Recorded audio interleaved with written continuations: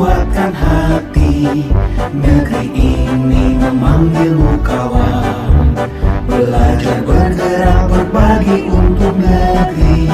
Guru penggerak majukan pendidikan. Guru penggerak menghamba para murid. Kreatif rancang pembelajaran. Hargai potensi, tingkatkan prestasi. Lahirkan profil pelajar Pancasila. Belajar bergerak berbagi untuk negeri. Kita menjalin kolaborasi. Belajar bergerak berbagi untuk negeri. Demi bakti pada Ibu Pertiwi.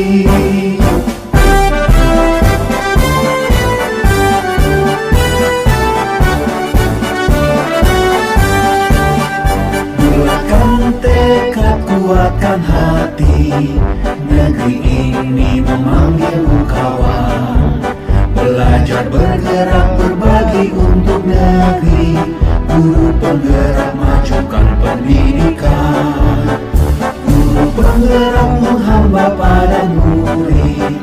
Kreatif rancang pembelajaran.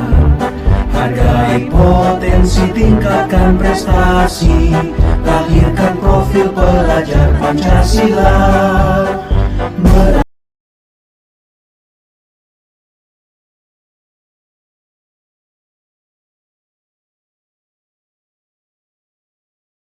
Assalamualaikum warahmatullahi wabarakatuh. Waalaikumsalam warahmatullahi wabarakatuh. Alhamdulillah, wassalatu wassalamu ala rasulillah wa ala alihi wa sahbihi wa mawalah la nabiyya ba'dah. Amma ba'du, yang terhormat Kepala Divisi kedua Bapak Wisson SPD, yang kami hormati calon guru penggerak Bapak SPD, dan yang kami hormati pula seluruh dewan guru dan karyawan SD Divisi kedua.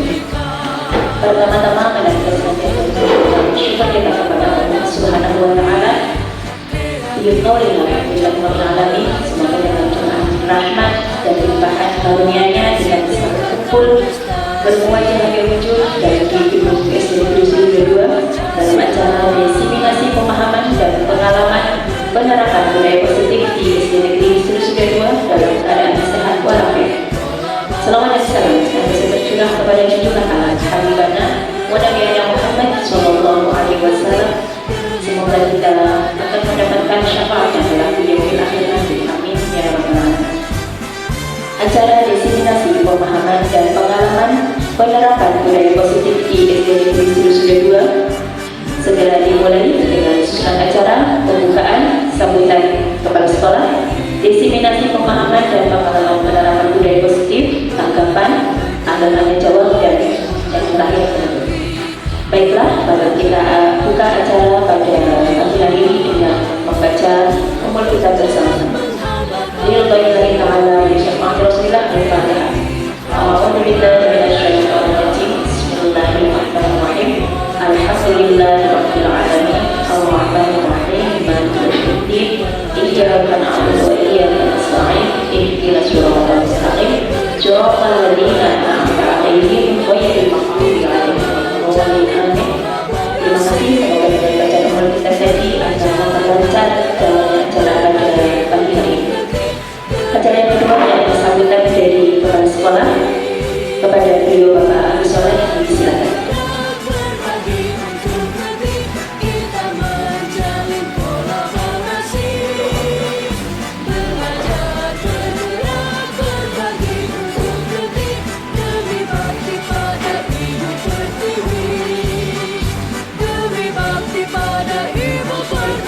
Assalamualaikum warahmatullahi wabarakatuh. Waalaikumsalam warahmatullahi wabarakatuh. A'udzu billahi minasyaitonir rajim. Bismillahirrahmanirrahim. Alhamdulillahirabbil alamin. Allahumma shalli ala sayyidina Muhammad wa ala alihi. Kepada rekan-rekan bapak dan ibu guru yang saya hormati, kemudian khususnya ila Bapak Rojat SPD selaku calon guru penggerak angkatan 11 Kabupaten Cilacap yang saya hormati pula. Pertama dan yang utama, marilah kita tidak henti-hentinya mensyukuri atas nikmat Allah yang telah kita rasakan sampai detik ini, sampai jam ini, hari ini. Alhamdulillah, dengan nikmat tersebut kita bisa hadir di ruangan ini dalam rangka diskusi, diseminasi pemahaman dan pengalaman penerapan budaya positif di SD Negeri Surusuda 2 yang bertepatan pada hari Selasa tanggal 20 Agustus tahun 2024. Tidak lupa sholawat dan salam kita aturkan pada junjungan kita Nabi Agung Muhammad Sallallahu Alaihi Wasallam yang telah membawa umatnya dari alam jahiliyah ke Islamiyah. Semoga kita senantiasa dapat meneladani, mencontoh sikap-sikap beliau sehingga kita kelak akan dapat syafaat atau pertolongan di yaumil qiyamah. Allahumma amin. Bapak dan Ibu yang saya hormati, di sini saya selaku sebagai kepala sekolah yang dituakan ini sangat mendukung sekali atas perjuangan beliau Bapak Rojat SPD yang dalam hal ini sedang mengikuti tahapan-tahapan tugas-tugas sebagai calon guru penggerak. Insya Allah tahapan-tahapan dari awal sampai akhir akan berjalan lancar, aman, mudah sukses sesuai dengan yang kita inginkan bersama. Menyusul dari senior kita untuk guru penggerak yaitu Bapak Ahmad yang telah sukses sampai pada acara pengukuhan di Pendopo Kabupaten Cilacap. Insya Allah nanti Pak Rojat dan yang lainnya akan segera menyusul apa yang telah dilakukan oleh beliau Bapak Ahmad yang dalam hal ini bisa dikatakan sebagai pionir guru penggerak di SD Negeri Surusuda 2, bahkan juga bisa dikatakan pionir di Dabit kita yaitu Dabit 4 Surusuda Babakan dan Pak Mulia, karena belum banyak yang guru-guru penggerak di Dabit kita. Semoga dengan sudah menjadi guru penggerak nanti Pak Ahmad juga untuk kedepannya akan memperoleh hasil dari jeripayahnya. Semoga bisa cepat diangkat jadi kepala sekolah. Allahumma amin. Yang lainnya juga saya doakan, kalau saya sudah ibaratnya bangunan ini sudah matang sudah ya, karena usia ya, kemampuan yang sudah terbatas ya. Kemudian Bu Suwarsi juga tinggal menghitung hari ya, ini sudah siap-siap untuk purna tugas. Terima kasih Bu Suwarsi telah memberikan tauladan contoh bagi kita semua atas semangatnya. Kita kembali pada materi kita yaitu diseminasi pemahaman dan pengalaman penerapan budaya positif di SD Negeri Surusuda 2. Di sini yang dititik beratkan adalah pada budaya positif. Ya, kita mudah mengucapkannya budaya positif. Ini cakupannya mungkin ya sangat luas tentunya. Budaya apa saja? Ya tentunya ada budaya kedisiplinan, kebersihan, kemudian budaya ibadah, kesopanan, tingkah laku dan sebagainya. Namun saya berusaha untuk menyoroti masalah kedisiplinan ya, yang tentunya sangat dibutuhkan oleh kita semua, disiplin positif. Adapun makna dari kata disiplin itu sendiri di sini merupakan sikap dan perasaan taat dan patuh. Perasaan taat dan patuh terhadap nilai-nilai yang dipercaya merupakan tanggung jawabnya. Kita tahu bahwa kita sebagai guru punya tanggung jawab masing-masing, karena di sekolah kita sebagai guru juga sebagai orang tua dari siswa. Oleh karena itu kita dalam ruang lingkup disiplin yang dapat memberi ketaatan terhadap peraturan atau norma positif yang berlaku di lingkungan sekitar. Karena kita di sekolah berarti kita dalam lingkungan sekolah, yaitu dengan membuat kedisiplinan yang memiliki cakupan luas. Dengan begitu maka disiplin positif di sini adalah cara membentuk sikap mandiri anak. Jadi anak itu dibentuk untuk mempunyai sikap mandiri,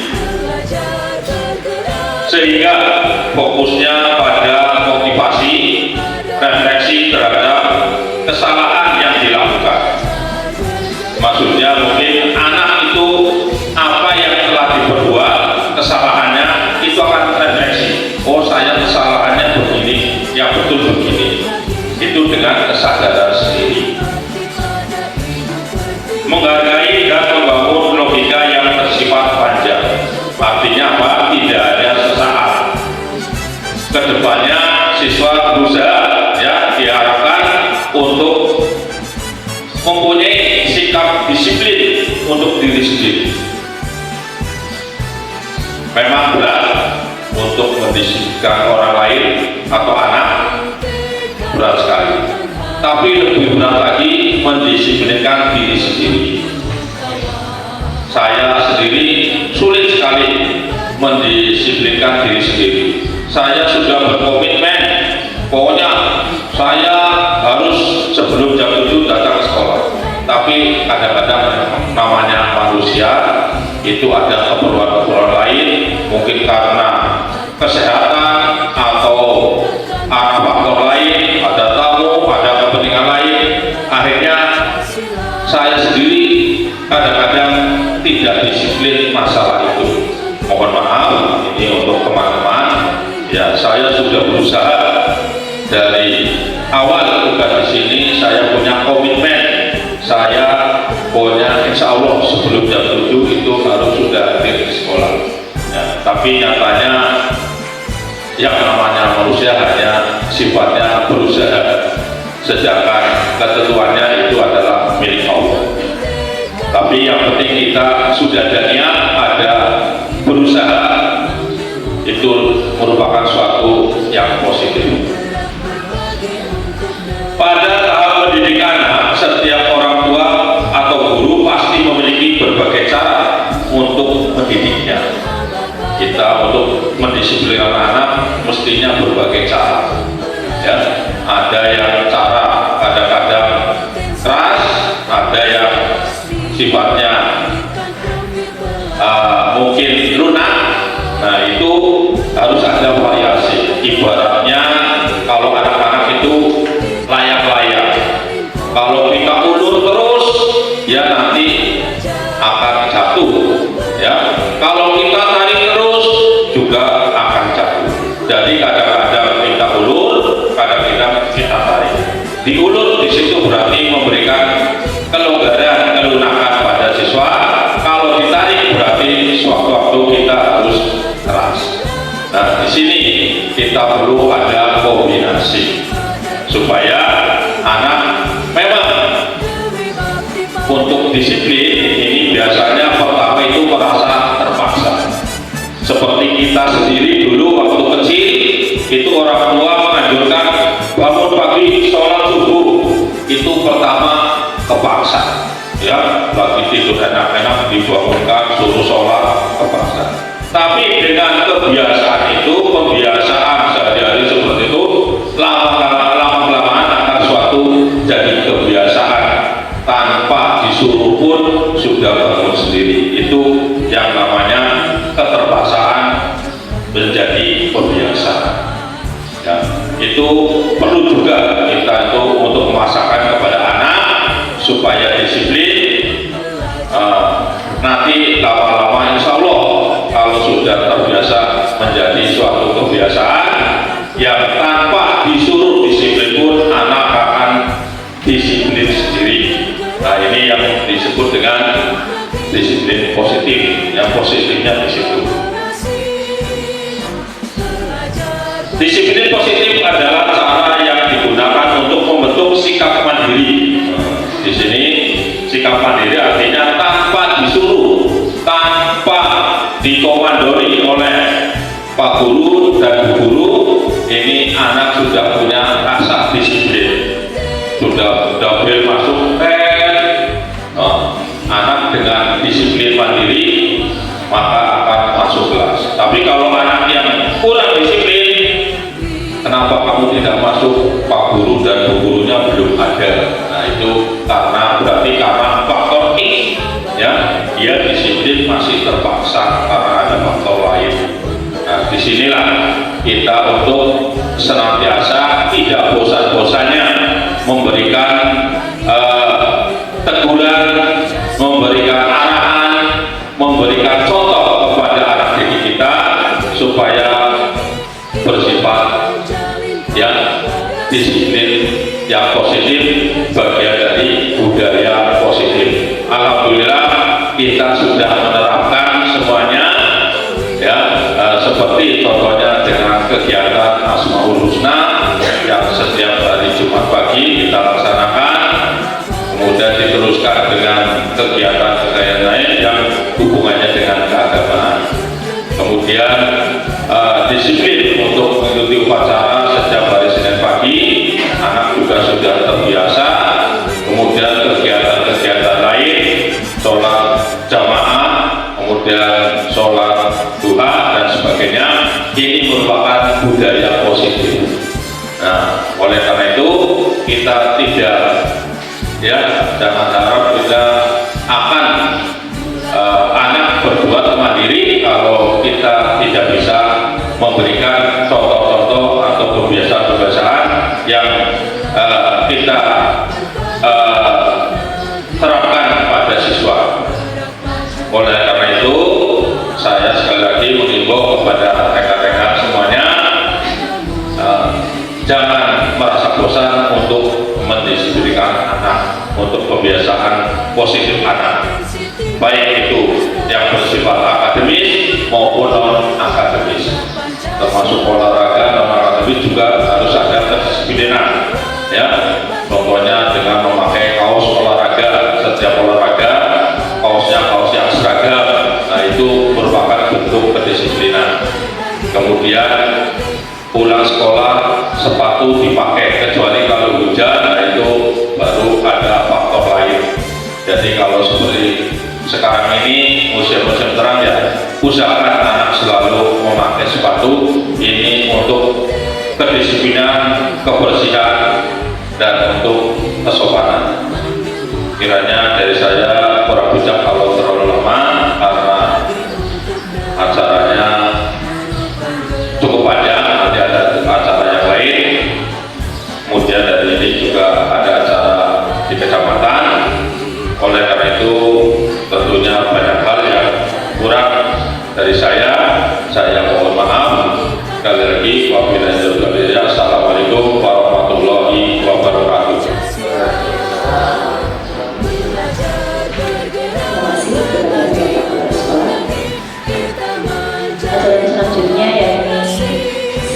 diseminasi pemahaman dan pengalaman pencapaian penerapan budaya positif di SD Susu 2 yang akan dipaparkan oleh Bapak Arjan SPD pada Bismillahirrahmanirrahim. Assalamualaikum warahmatullahi wabarakatuh.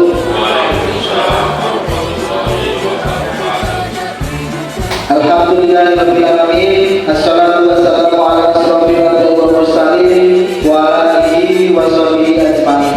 Amma ba'du. Yang terhormat Bapak Kepala Sekolah SD Negeri Surusunda 02, yang kami hormati Bapak dan Ibu guru serta karyawan.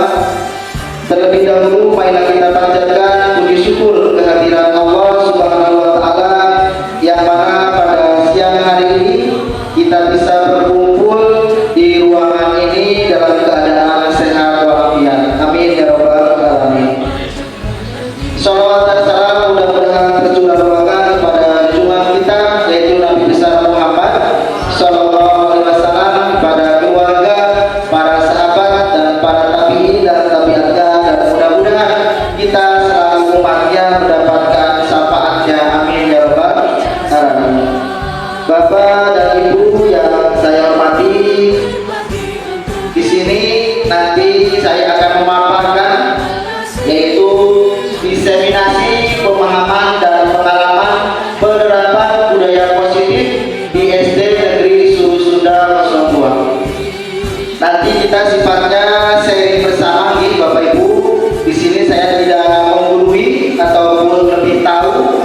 Di sini saya hanya berbagi praktik baik kepada Bapak Ibu guru yang saya terima selama pendidikan calon guru penggerak ini.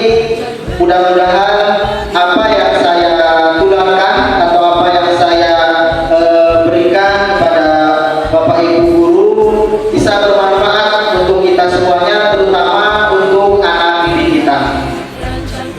Nah, di sini nanti silakan kita diskusi bareng nih. Nah, selanjutnya apa sih budaya positif di SD Negeri Surusunda 02 itu? Nah, menurut Ki Hajar Dewantara, sekolah itu diibaratkan sebagai tanah tempat bercocok tanam, sehingga seorang guru perlu mengusahakan agar sekolah menjadi sebuah lingkungan yang menyenangkan, aman, nyaman untuk bertumbuh, serta dapat menjaga dan melindungi setiap murid dari hal-hal yang kurang bermanfaat atau bahkan mengganggu perkembangan potensi murid itu sendiri. Nah, jadi kalau menurut Ki Hajar Dewantara, sekolah itu diibaratkan tempat bercocok tanam, gitu. Jadi kita itu sebagai seorang petaninya, nah anak itu sebagai tanamannya. Jadi mau jadi apa tergantung, ya, anak didik kita itu tergantung dari lahan dan petaninya. Kita sebagai guru itu harus mendidik, ya, mendidik dan menuntun anak. Nanti tanaman itu akan menghasilkan kualitas baik itu tentunya dari seorang petani tersebut. Nah, selanjutnya guru itu harus menciptakan suatu lingkungan yang positif yang terdiri dari warga sekolah yang saling mendukung, saling belajar, saling bekerja sama, sehingga tercipta kebiasaan-kebiasaan baik dan kemudian membentuk sebuah budaya positif. Nah, di sini tentunya kita harus saling bekerja sama, harus saling support, harus saling berkolaborasi antara Bapak dan Ibu guru. Kemudian budaya positif tercipta dari penerapan disiplin positif yang bertujuan menumbuhkan motivasi intrinsik, ya. Jadi nanti ada motivasi intrinsik dan ada motivasi ekstrinsik. Nah, di sini menumbuhkan motivasi intrinsik agar murid menjadi orang yang mereka inginkan dan menghargai diri sendiri dengan nilai yang mereka percaya. Nah, di sini nanti ada konsep utama budaya positif. Yang pertama itu perubahan paradigma Kemudian yang kedua ada disiplin positif. Yang ketiga motivasi perilaku manusia. Kemudian keyakinan kelas yang alhamdulillah Bapak Ibu guru sudah membuat ya. Dulu itu kesepakatan kelas, tetapi untuk sekarang itu namanya keyakinan kelas. Bapak Ibu sudah membuat keyakinan kelas masing-masing ya, alhamdulillah. Selanjutnya ada kebutuhan dasar manusia. Ada posisi kontrol, restitusi, dan yang terakhir ada segitiga restitusi. Nah, di sini ada pertanyaan tematik Bapak Ibu. Setuju atau tidak setuju? Yang pertama, hukuman dapat mendisiplinkan anak. Setuju atau tidak Bapak Ibu? Tidak, ada yang setuju, ada yang tidak ya. Kemudian yang kedua, pemberian hukuman dengan hal positif seperti membaca atau membersihkan halaman sekolah dapat meningkatkan disiplin anak. Setuju atau tidak Bapak Ibu?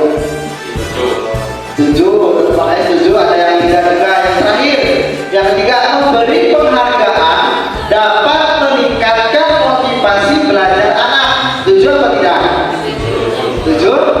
Ya, ada setuju dan ada tidak. Nah, tadi Bapak Ibu sudah menjawab.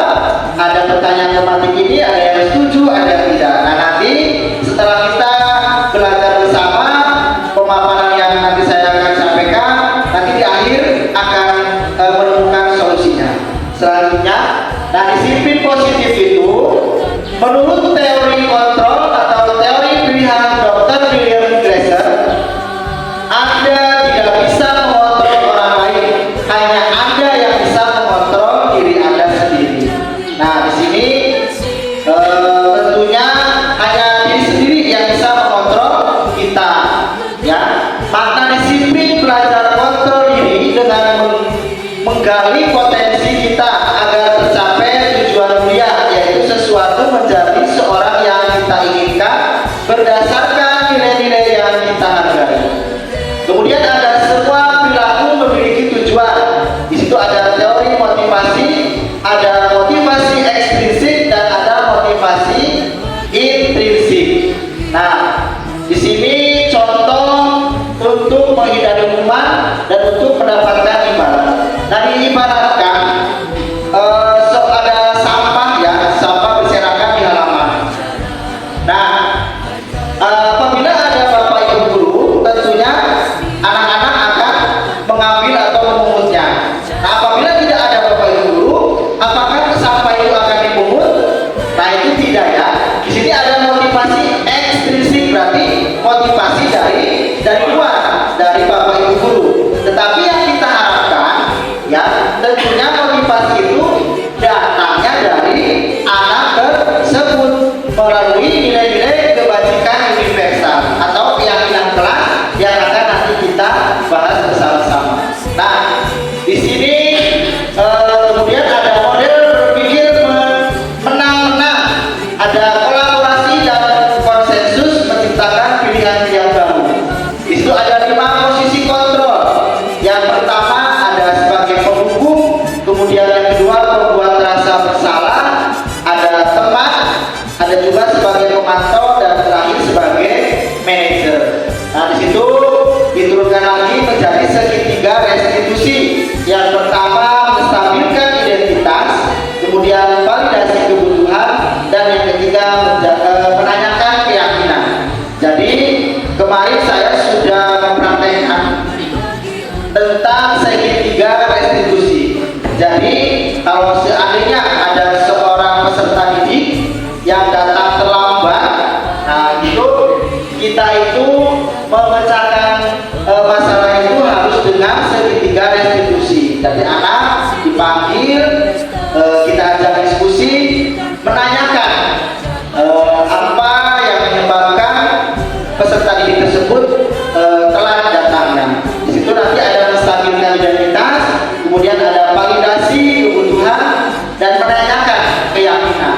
Mungkin saja anak tersebut di rumahnya ya telat itu karena main HP semalaman ya, main game gitu, jadi mengakibatkan datangnya terlambat. Nah, kemudian ada realitas atau kebutuhan kita berbeda.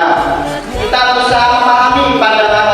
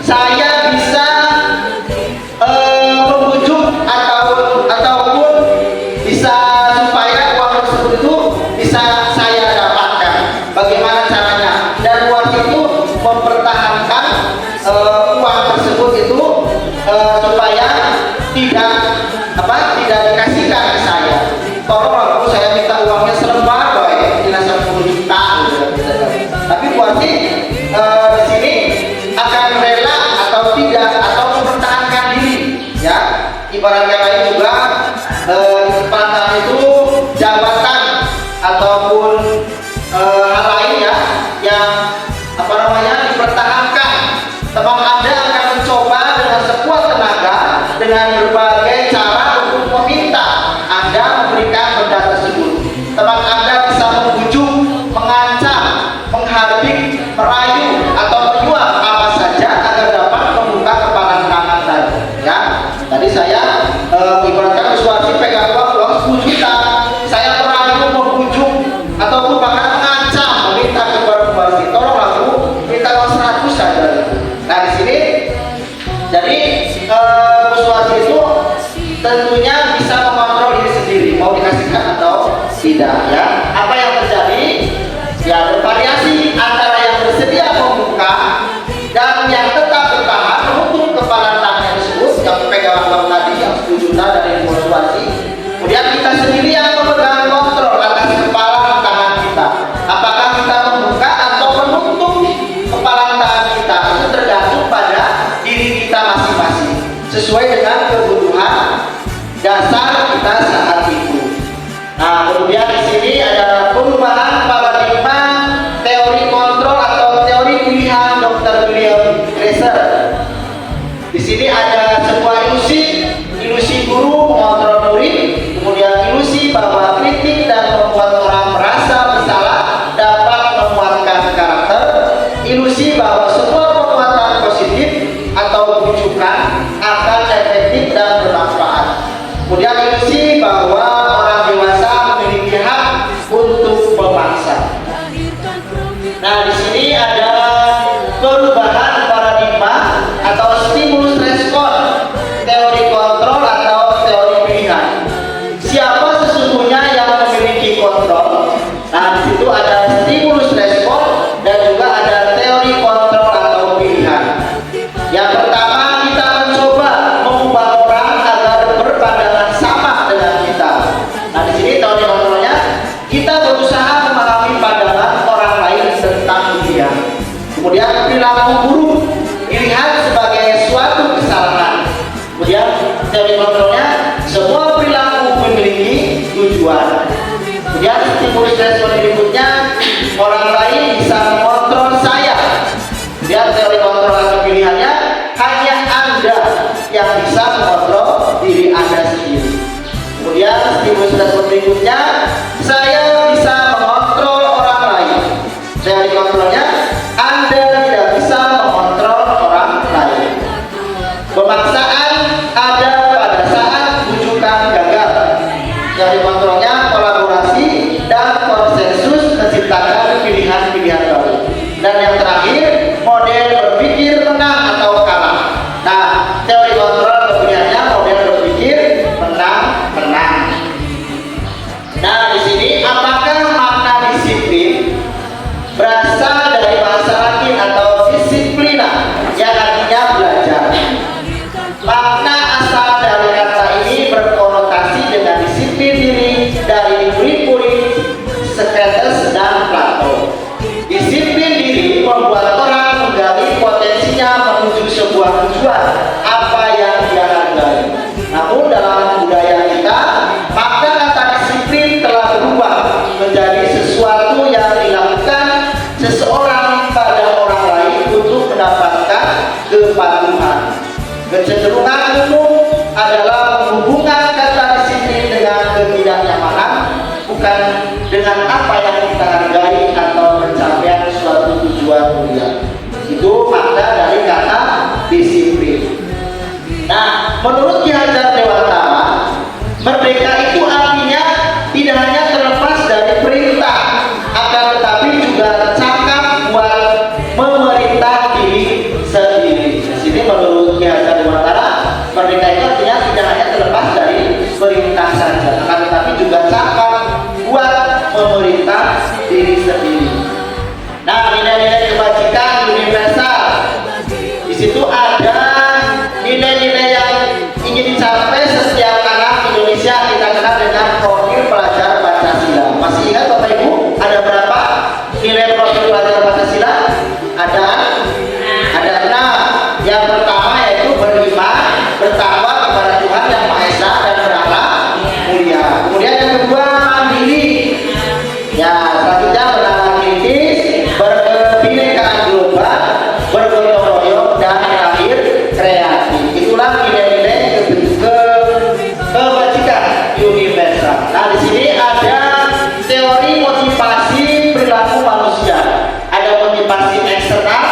yaitu untuk menghindari ketidaknyamanan atau hukuman. Kemudian ada teori motivasi eksternal untuk mendapatkan imbalan dari orang lain atau institusi. Kemudian ada motivasi internal, tujuan disiplin positif untuk menghargai diri sendiri. Nah, di sini dihukum oleh penghargaan, bahwa penghargaan berlaku sama dengan hukuman, dalam arti meminta atau membujuk seseorang melakukan sesuatu untuk memenuhi suatu tujuan tertentu dari orang yang meminta membujuk. Dorongannya eksternal dan akan ada faktor ketergantungan. Beberapa dampak dari pemberian penghargaan. Jadi yang pertama ada pengaruh jangka pendek dan jangka panjang. Ada penghargaan menghukum, penghargaan mengurangi ketepatan, dan penghargaan tidak efektif. Nah, di sini ada bentuk program kebajikan atau apresiasi. Dalam memberikan apresiasi atau pengakuan, perlu diingat beberapa hal, yaitu beri pengakuan secara khusus, beri pengakuan secara pribadi, beri pengakuan kepada semua murid atau bergantian, kemudian beri pengakuan secara konsisten dan fokus pada proses. Nah, ini bentuk-bentuk dari kebajikan atau apresiasi. Contoh pengakuan atau apresiasi kebajikan. Yang pertama, pembuka, penilai kebajikan, dan ada situasi. Kemarin saya perhatikan. Kemudian nilai kebajikannya, rasa empatimu besar sekali. Situasinya pada saat menolong murid baru di kelas kita. Kemudian ada pembuka, saya menghargai. Nilai kebajikannya, kepedulianmu. Situasinya pada saat kamu membantu teman-temanmu di tugas kelompok. Yang terakhir ada terima kasih untuk nilai kebajikannya, rasa tanggung jawab. Kemudian situasinya pada saat kamu memungut kertas-kertas yang berserahan di lantai. Nah, di sini hukuman atau konsekuensi. Nanti saya tanyakan. Yang pertama, Bapak Ibu bisa membaca, mencatat 100 kali di dalam buku kalimat saya tidak akan terlambat lagi karena terlambat ke sekolah. Di sini hukuman atau konsekuensi, Bapak Ibu. Yang pertama, hukuman. Kemudian yang kedua, lari mengelilingi lapangan basket 2 kali karena terlambat hadir di sekolah. Hukuman atau konsekuensi? Hukuman. Kemudian yang ketiga, menggantikan kertas tugas teman yang telah coret-coret. Hukuman atau konsekuensi? Konsekuensi. Kemudian selanjutnya, membersihkan tumpahan air di meja tulis karena tersenggol pada saat belajar. Konsekuensi. Lari mengelilingi lapangan basket 2 kali karena terlambat 10 menit untuk pelajaran PJOK. Hukuman. Murid diminta bertelanjang kaki sepanjang hari karena tidak menggunakan sepatu warna hitam sesuai peraturan sekolah. Hukuman atau konsekuensi? Hukuman? Ya, hukuman. Kemudian yang terakhir, kehilangan 10 menit jam istirahat untuk mengerjakan tugas karena terlambat datang dan tertinggal pelajaran selama 10 menit. Itu ada konsekuensi. Nah, jawabannya boleh kita lihat. Nah, yang pertama tadi betul, yaitu hukuman. Ya, kemudian yang kedua betul hukuman, yang ketiga konsekuensi, yang keempat konsekuensi, lari mengelilingi lapangan basket 2 kali karena terlambat 10 menit untuk belajar itu ternyata konsekuensi ya. Kemudian ada murid diminta bertelanjang kaki di hukuman, kehilangan 10 menit jam istirahat itu konsekuensi. Nah, di sini perbedaan hukuman dan konsekuensi perbedaannya. Kalau hukuman itu sesuatu yang menyakitkan harus terjadi, itu hukuman. Kalau konsekuensi sesuatu harus terjadi, itu konsekuensi. Hukuman membuat anak sakit fisik maupun hati untuk jangka waktu lama. Terus kemudian ini ada membuat anak merasa tidak nyaman dalam jangka waktu pendek. Kemudian anak membenci kedisiplinan, itu hukumannya ya. Kemudian konsekuensinya anak menghargai disiplin. Kemudian paksaan, nah itu hukuman. Konsekuensinya stimulus tanggapan. Hukumannya mendorong anak menyakiti diri sendiri. Konsekuensinya mendorong anak agar mudah menyesuaikan diri. Kemudian hukuman konsep diri yang buruk, konsep diri yang baik. Konsekuensinya. Kemudian anak belajar untuk menyembunyikan kesalahan. Nah, konsekuensinya anak belajar untuk mematuhi peraturan. Yang terakhir, marah, rasa bersalah, dipermalukan, merasa tak dihargai. Konsekuensinya kehilangan hak, dibuat tidak nyaman, diasingkan untuk sementara atau time out. Nah, kemudian apa itu restitusi? Restitusi adalah proses menciptakan kondisi bagi murid untuk memperbaiki kesalahan mereka, sehingga mereka bisa kembali pada kelompok mereka dengan karakter yang lebih kuat. Restitusi juga merupakan proses kolaboratif yang mengajarkan murid untuk mencari solusi untuk masalah mereka dan membantu murid berpikir tentang orang seperti apa yang mereka ingin menjadi atau tujuan mulia dan bagaimana mereka harus memperlakukan orang lain. Itu dari pengertian restitusi. Nah, di sini ada identitas gagal, hukuman. Kalau dulu ya, waktu saya SD, tentunya banyak sekali hukuman ya, bagus. Ada suruh lari di lapangan ataupun tangannya dicepret ataupun jewer. Kalau dulu itu sering banget untuk hukuman. Tapi kalau sekarang emang serba salah ya. Ada seorang peserta didik suruh sholat dan peserta tersebut malah melawan, dilaporkan dulu bisa ataupun jewer ataupun apa ya. Kalau sekarang dilaporkan ke polisi itu guru tersebut bisa ada ataupun dipenjara. Ya kalau dulu diterapkan kayak sekarang ya udah banyak mungkin ya masuk UI ya. Tapi kalau sekarang serba salah ya, serba salah untuk guru. Beda dulu waktu zaman saya SD sangat disiplin gitu ya. Tapi kalau sekarang ya tidak boleh seperti itu. Nah, di sini ada identitas gagalnya, sesuatu yang menakutkan harus terjadi. Konsekuensinya sesuatu harus terjadi. Kemudian ada restitusinya. Restitusi merupakan pilihan. Tidak nyaman untuk murid atau anak untuk jangka waktu panjang. Di sini tidak nyaman untuk murid, anak untuk jangka waktu pendek. Kemudian restitusinya menguatkan untuk murid atau anak dalam jangka waktu panjang. Ada hukuman korban mendapatkan keadilan. Konsekuensinya korban bisa diabaikan. Restitusi korban mendapatkan ganti. Kemudian ada murid atau anak akan tersakiti. Konsekuensinya murid atau anak dibuat tidak nyaman. Restitusinya murid atau anak mendapatkan penguatan. Yang terakhir, perilaku pasif atau agresif meningkat.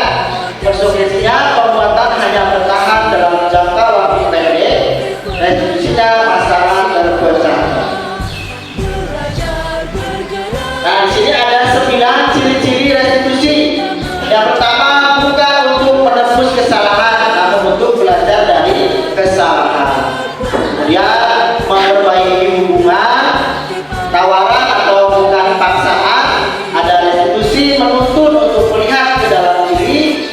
Ada restitusi mencari kebutuhan dasar yang mendasari tindakan.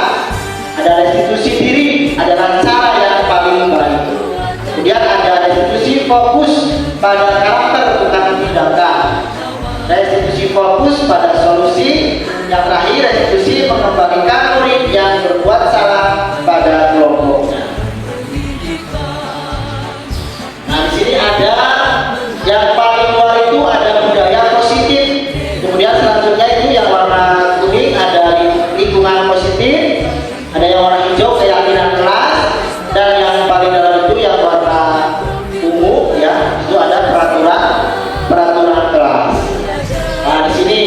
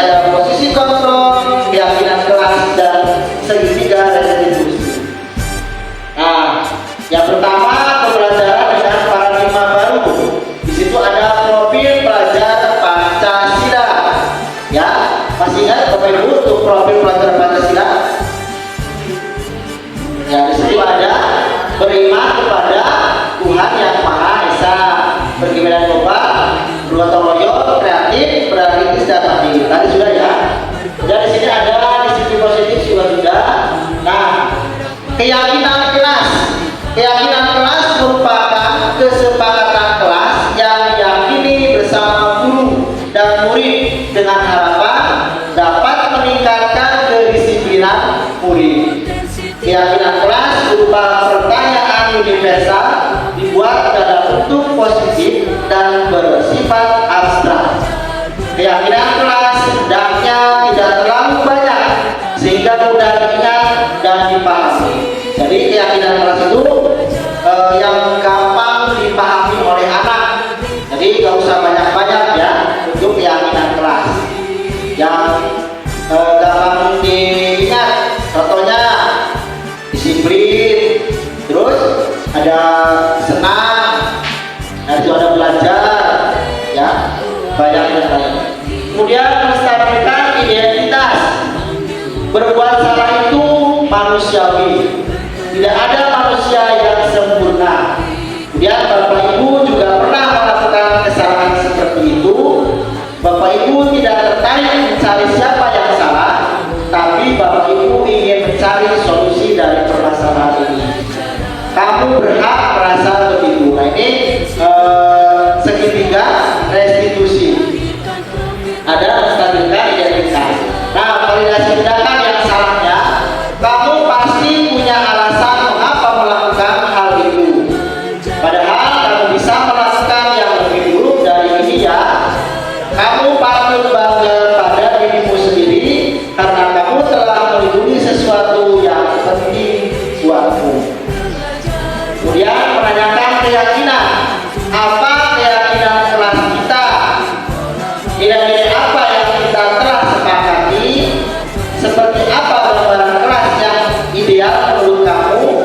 Kamu mau jadi orang yang seperti apa? Nah ini cara untuk segitiga restitusi, pemecahan masalah ya. Nah di sini tulisan keyakinan kelas berdasarkan peraturan yang ada. Itu ada peraturan selalu kembalikan buku ke tempatnya. Nah di situ keyakinan kelasnya kira-kira apa Bapak Ibu? Selalu kembalikan buku ke tempatnya. Di situ keyakinan kelasnya yaitu tanggung jawab, betul. Kemudian yang kedua, dilarang mengganggu orang lain. Kira-kira keyakinan kelasnya apa? Dilarang mengganggu orang lain. Keyakinan kelasnya di sini berarti menghormati orang lain. Kemudian hadir di sekolah 15 menit sebelum pembelajaran dimulai. Itu kira-kira keyakinan kelasnya apa? Yang tepat waktu, berkomitmen ya, komitmen dan juga ada menghormati orang lain. Kemudian dilarang melakukan kekerasan. Nah, keyakinan kelasnya di situ apa? Nilai keyakinan kelasnya ya menghargai atau menghormati orang lain bisa, dan tentunya keselamatan ya, dilarang melakukan kekerasan. Berarti nilai keyakinan kelasnya yaitu keselamatan. Karena di situ dilarang melakukan kekerasan. Kemudian dilarang menggunakan narkoba. Kira-kira nilai keyakinan kelasnya apa? Dilarang menggunakan narkoba, berarti kesehatan, betul. Kemudian bergantian atau menunggu giliran, mengantri, bersabar, berdisiplin juga betul. Itu nilai keyakinan kelasnya. Kemudian gunakan masker, kesehatan bisa.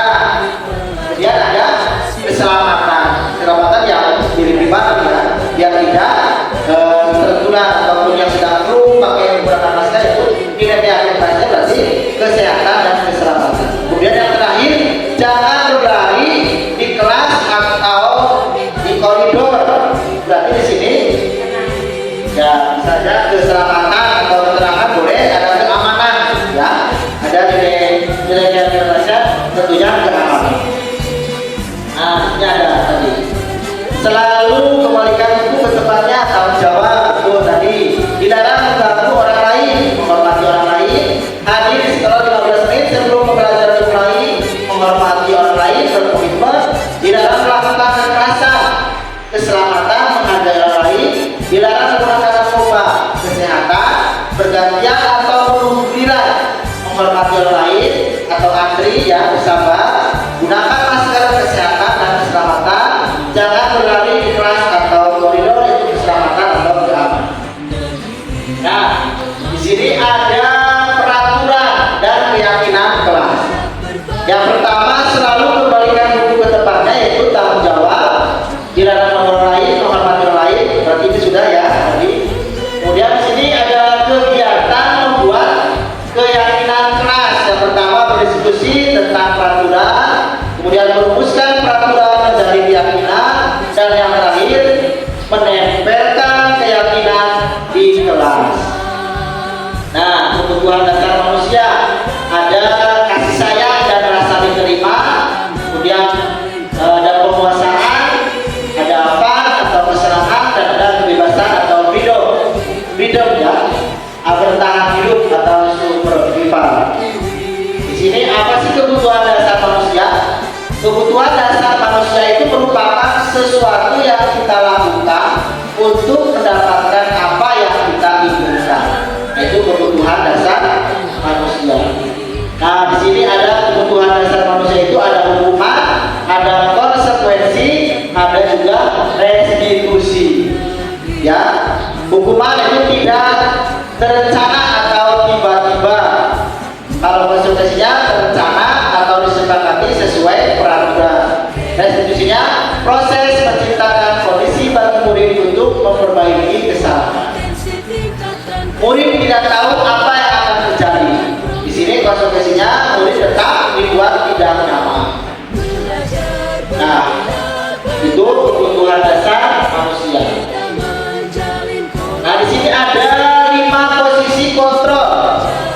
Yaitu yang pertama ada pembungkuk, membuat orang merasa bersalah, sebagai teman, ada sebagai pemantau, dan ada juga sebagai manajer. Nah, di sini ada 5 posisi kontrol. Kemudian tadi pembungkuk itu posisi ini guru berbicara dengan nada tinggi atau menghadap berkaca pinggang dalam memerintah. Hukuman bisa berupa fisik maupun verbal. Di situ ada pengertian dari hukuman. Dampaknya juga murid menjadi pendendam dan cenderung memberontak, yaitu hukuman. Kemudian ada membuat rasa bersalah. Pada posisi ini guru akan bersuara lebih lembut dan akan menggunakan keheningan yang membuat murid merasa tidak nyaman atau bersalah atau rendah diri. Dampaknya murid menjadi merasa bersalah, ya, identitas gagal, memandang buruk pada diri sendiri sehingga menjadi rendah diri dan menarik diri dari lingkungan. Itu ada membuat rasa bersalah. Itu baru 2. Yang ketiganya yaitu sebagai teman. Nah, posisi ini guru berbicara dengan ramah, akrab, cenderung bersenda gurau untuk menghangatkan suasana. Murid akan merasa senang, aman, dan akrab dengan guru serta tercipta identitas sukses, namun masih termasuk motivasi eksternal. Itu guru sebagai teman. Kemudian guru sebagai pemantau. Nada suara datar, tidak emosional, tidak bersenda gurau, dan tidak bernada tinggi. Tercipta identitas sukses dan mengarahkan murid berdasarkan peraturan dan konsekuensi. Nah, di sini yang terakhir posisi kontrolnya itu guru sebagai manajer. Nada suara netral, tidak terlalu ramah, tidak emosional, dan tidak bernada tinggi. Guru dengan tulus mengajukan pertanyaan-pertanyaan bermakna serta membantu murid menyelesaikan masalah. Nah, dampaknya di sini murid menjadi mandiri, percaya diri, dan dapat memecahkan masalah sendiri. Nah, dari posisi kontrol yang paling tepat dilakukan oleh guru yaitu sebagai manajer.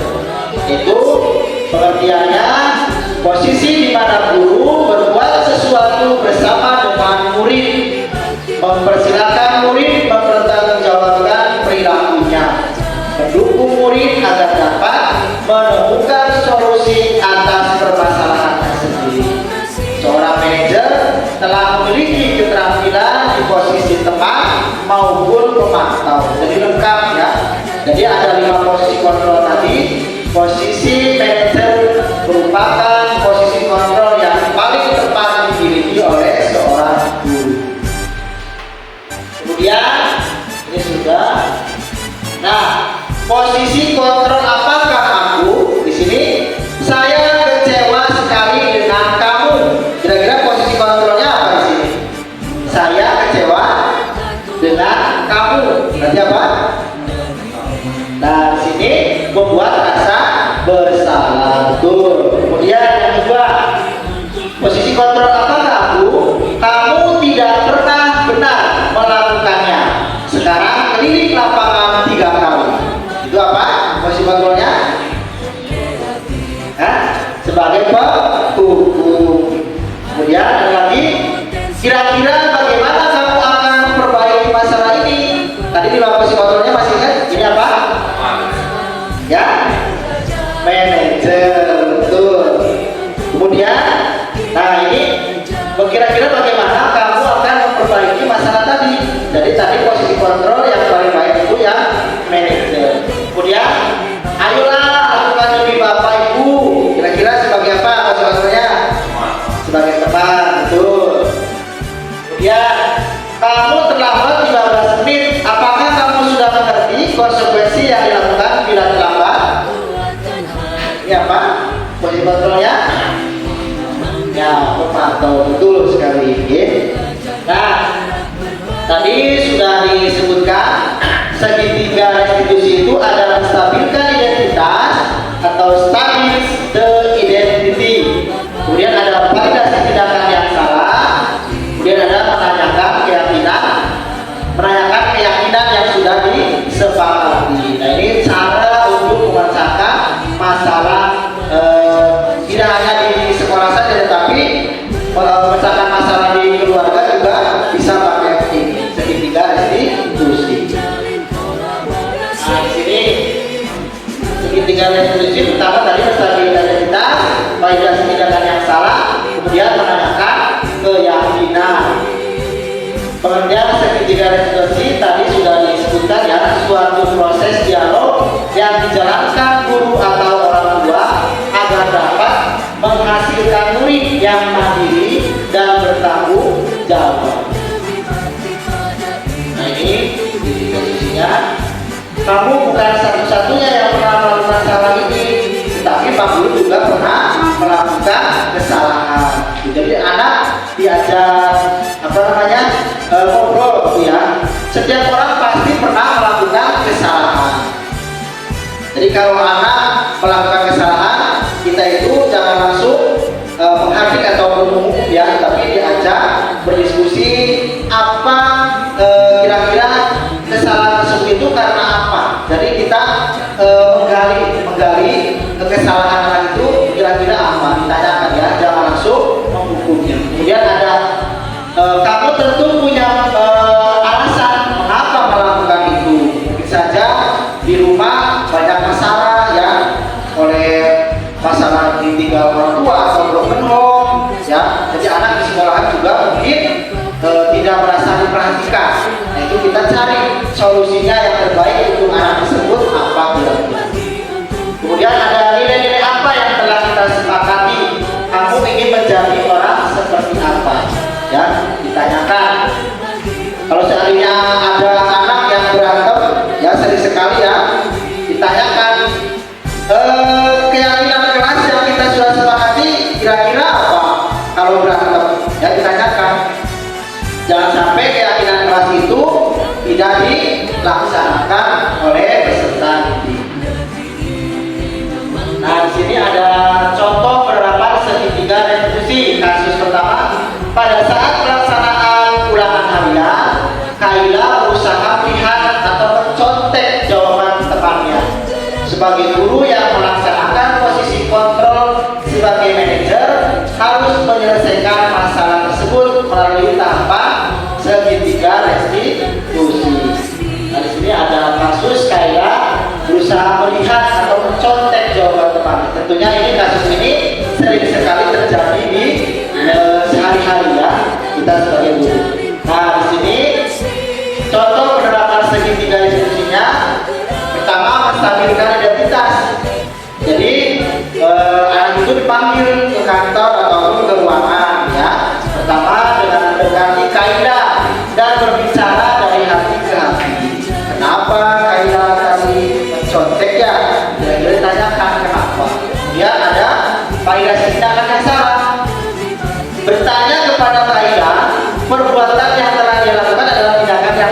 tidak? Ditanyakan.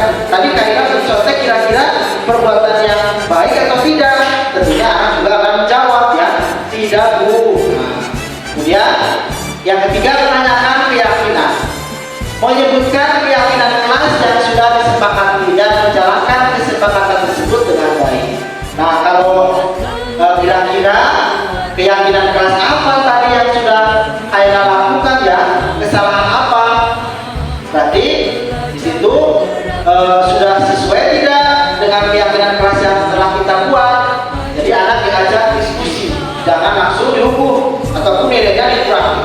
Ya, jadi contoh penerapan segitiga restitusi di sini sangat baik sekali ya. Menanyakan kira-kira kenapa ya.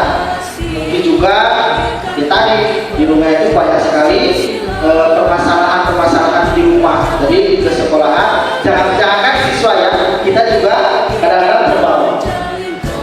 Nah, di sini setuju atau tidak setuju yang tadi yang pertama. Jadi hukuman dapat mendisiplinkan anak. Kira-kira tadi setuju apa tidak berarti? Tidak ya.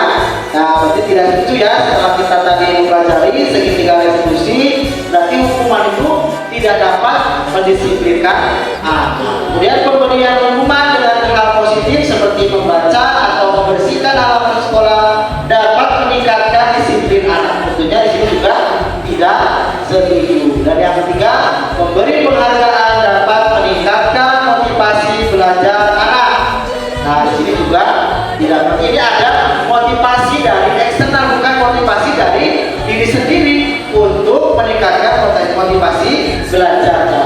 Jadi yang kita harapkan tentunya peserta didik itu motivasinya dari dalam diri peserta didik tersebut. Jangan hanya menginginkan penghargaan ataupun dari bapak guru pengen. Ya tadi kan tadi yang contoh mau melihat sampah, melihat ambil sampah di saat ada bapak ibu guru. Tapi kalau tidak ada bapak ibu guru, membiarkan saja. Berarti kan nilai intrinsipnya belum tergali di anak tersebut ya. Nah, dalam penerapan program disiplin positif, hendaknya guru memiliki standar kepribadian profesional dan sosial yang baik, di mana guru mampu berrefleksi pada posisi kontrolnya saat ini. Bagaimana perjalanan dirinya sebagai seorang ahok atau posisi manajer yang menuntun murid-murid menjadi insan yang mandiri, merdeka dan bertanggung jawab. Jadi di sini kita sebagai guru itu lebih menitik beratkan kepada peserta didik itu, kita harus lebih menuntut kira-kira keinginan, kemampuan ataupun bakatnya seorang peserta didik itu kira-kira di mana ya. Jadi kita gali bakat anak. Nah, di sini kita itu sifatnya hanya menuntut, bukan menuntut ya. Jadi kita harus sekali lagi kepada anak peserta didik, kita harus menuntut ya. Nah, di sini terima kasih.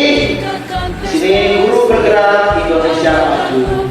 Jadi apa yang telah saya paparkan tadi mudah-mudahan ada manfaat untuk kita sekalian. Oke, begitu saja yang bisa saya sampaikan. Apabila banyak kekurangan tentunya mohon dimaafkan. Wabillahi taufiq wal hidayah. Wassalamualaikum warahmatullahi wabarakatuh. Kita beri applause kepada Bapak Presiden SPG, luar biasa sudah memaparkan apakah itu diseminasi pemahaman dan pengalaman penerapan budaya positif di SD kita. Untuk selanjutnya acara tanggapan dan tanya jawab, saya serahkan sepenuhnya kepada Bapak Ibu sekalian. Silakan untuk bisa memberi tanggapan atau bertanya. Nanti akan langsung dijawab oleh beliau Bapak Arja ataupun mungkin dari kepala sekolah atau dari guru yang lain. Silakan.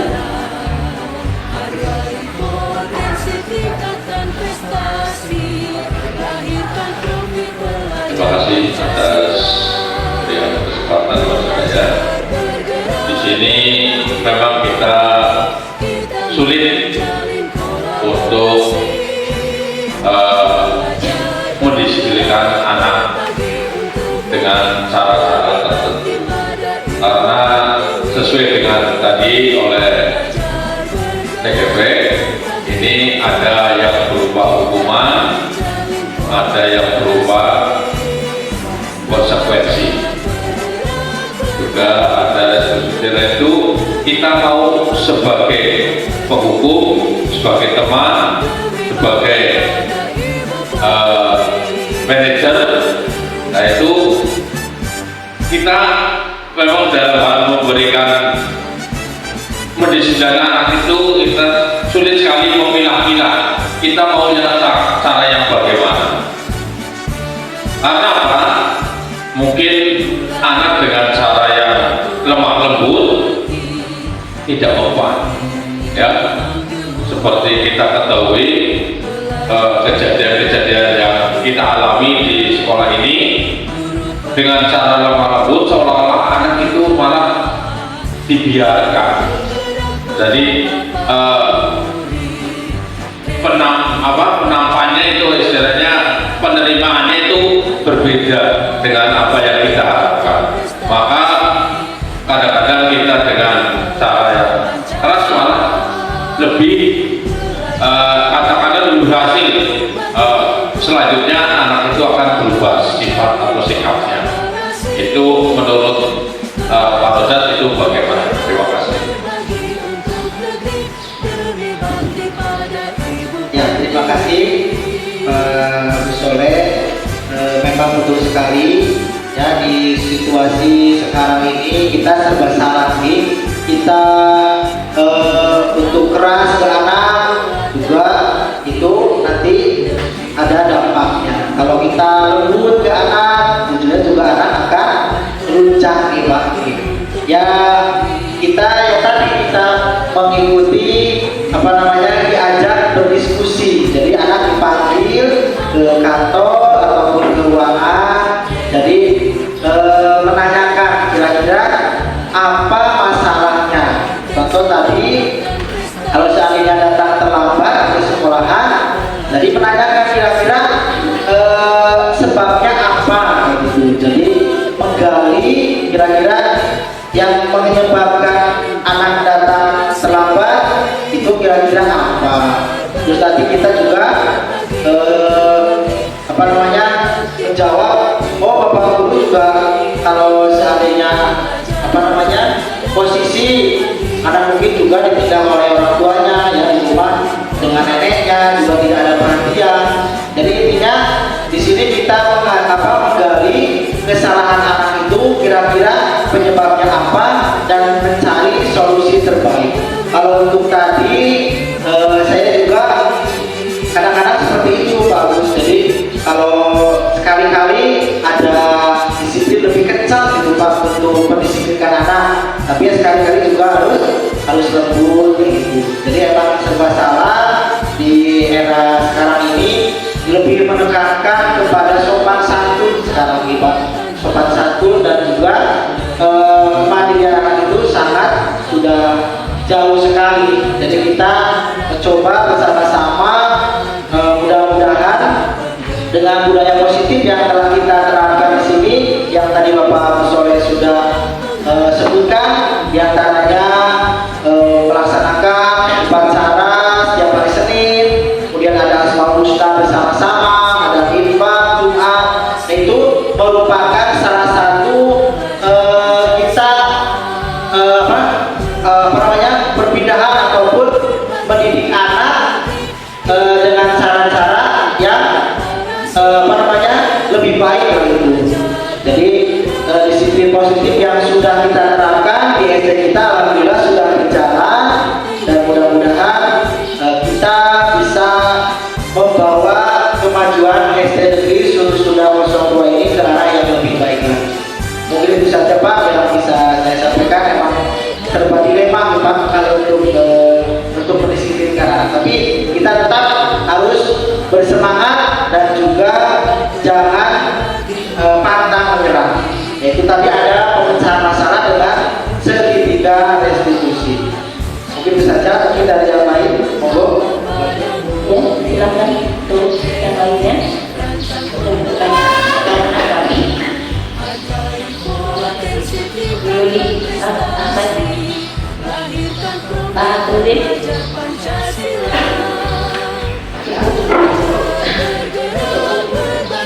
Terima kasih, sedikit saya menyimpulkan dari diskusi kita pada siang hari ini. Tadi dari beliau Bapak Agus Soleh bahwa yang namanya disiplin positif itu memang sulit untuk kita laksanakan di SD kita khususnya, tetapi saya yakin ketika kita melaksanakan dengan kontinu dan dengan kolaborasi seluruh guru dan juga peserta didik, insya Allah itu akan bisa menjadi suatu budaya. Budaya itu memang harus dilaksanakan dengan apa ya, dengan terus menerus.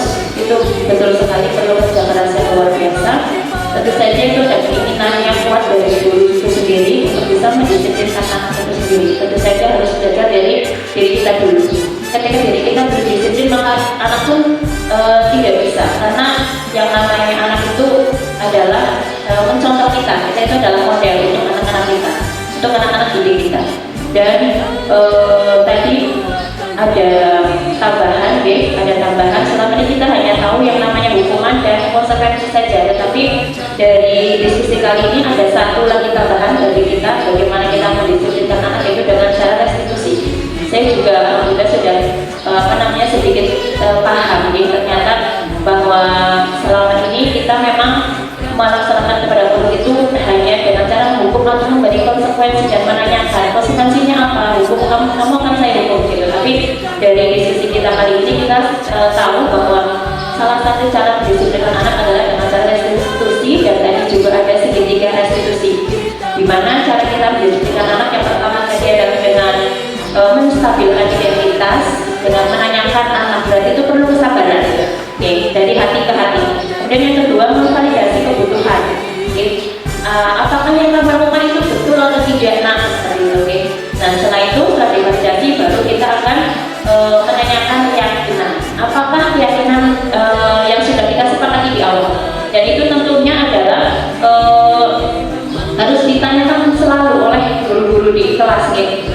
Keyakinan kelas itu yang sudah disepakati di awal, ketika kita tidak kontinu melaksanakannya atau mengingatkan kepada anak, itu sama saja bohong, karena anak itu yaitu gampang lupa, gampang lupa apa yang sudah diyakini di kelas masing-masing. Saya yakin seperti itu. Tapi ketika kita sebagai guru melakukan itu terus, menanyakan terus, dan secara kontinu kita lakukan setiap harinya, apakah keyakinan itu sudah kita sepakati, maka insya Allah disiplin itu sedikit demi sedikit akan menjadi budaya. Dan itu yang disebut dengan budaya positif. Itu mungkin